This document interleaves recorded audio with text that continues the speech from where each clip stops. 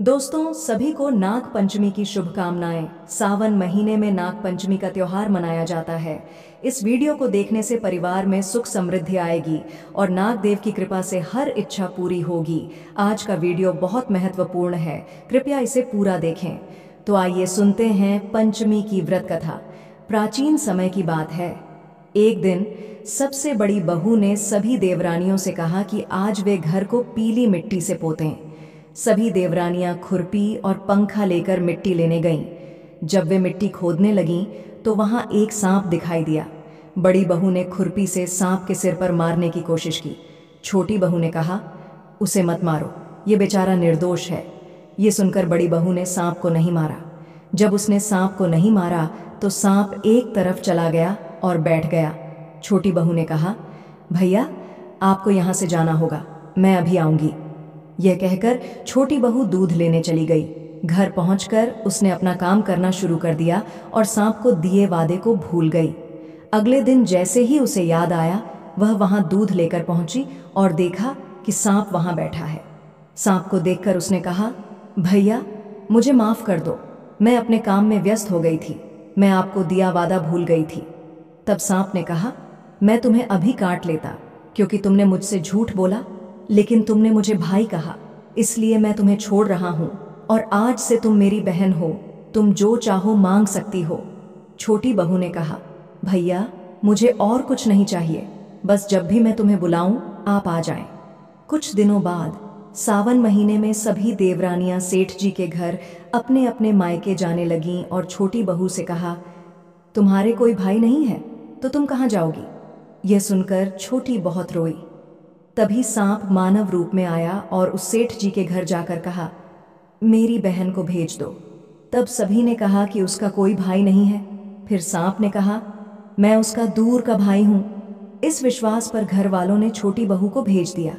रास्ते में सांप ने छोटी बहू से कहा, बहन मैं तुम्हारा भाई अश्वपूर्ण हूं और मैं तुम्हें नागलोक लेकर जा रहा हूं, डरना मत, मेरी पूंछ पकड़ लो।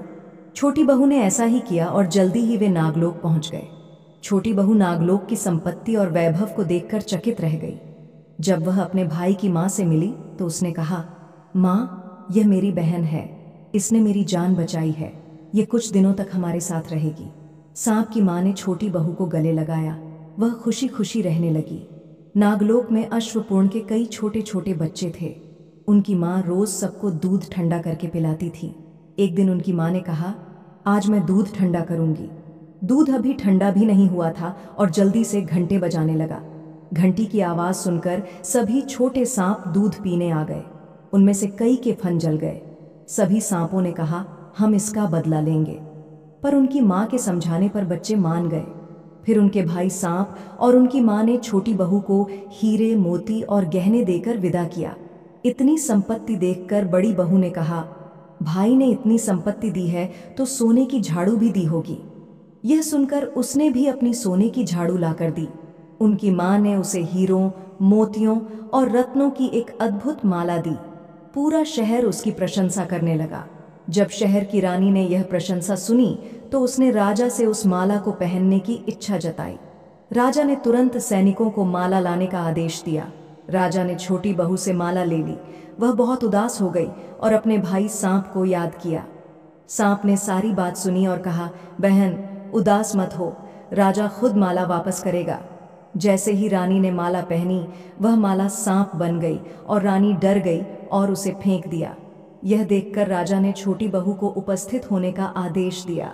सेठ जी ने छोटी बहू को अपने साथ लिया और राजा ने छोटी बहू से पूछा, तुमने कौन सा जादू किया है। छोटी बहू ने कहा, राजा साहब यह माला ऐसी ही है, इसे मेरे भाई ने मुझे दी है। तभी सांप वहां प्रकट हुआ और कहा, यह मेरी बहन है और मैंने उसे यह माला दी है। यह देखकर सभी ने सांप देवता को प्रणाम किया। क्योंकि वह दिन पंचमी तिथि थी, इसलिए उस दिन से नाग पंचमी का त्योहार मनाया जाने लगा। तब से महिलाएं सांप को अपना भाई मानती हैं और उसकी पूजा करती हैं। दोस्तों, मित्रों, मुझे उम्मीद है कि आप हमारे चैनल पर आने वाली व्रत कथा सुनी होगी।